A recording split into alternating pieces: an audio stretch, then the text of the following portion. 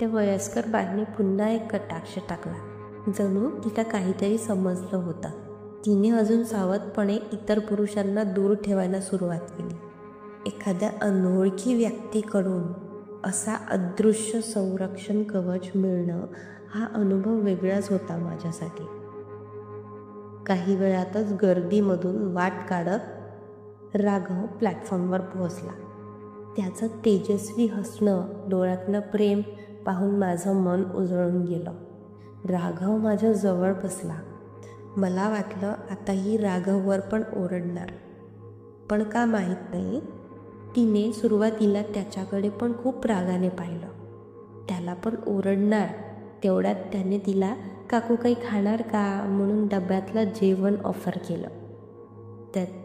त्याचा तिच्याबद्दलचा कन्सर्न पाहून ती शांत झाली आणि तिला वाटलं की ही याच्या ओळखीचीच आहे,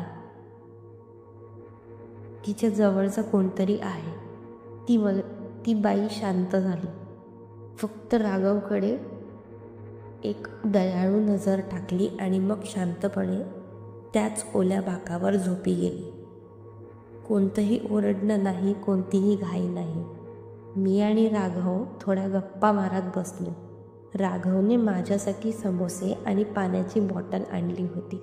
प्रेमाने त्याने माझ्याकडे दिलं आणि आम्ही दोघं मिळून खायला लागलो. मी त्या बाईला विचारले, तुम्ही पण घ्याल का काही? ती हळूच नाही म्हणाली, पण तिच्या डोळ्यात काहीसं ओलावलेलं मी पाहिलं. तेवढ्यात विरार ट्रेन प्लॅटफॉर्मवर येताना दिसली.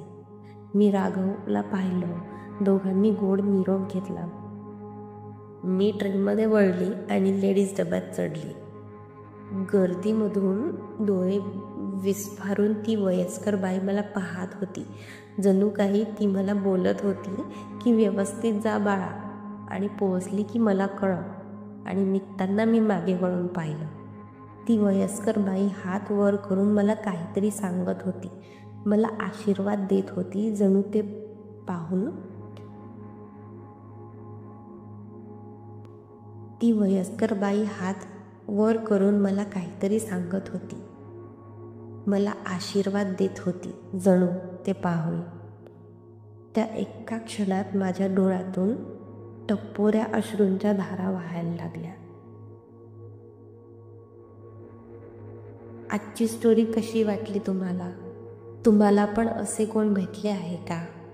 तुम्हाला जर ही कथा आवडली असेल तर नक्की मला तुमच्या प्रतिक्रिया द्या. मला पण नवनवीन कथा सांगायला आवडेल.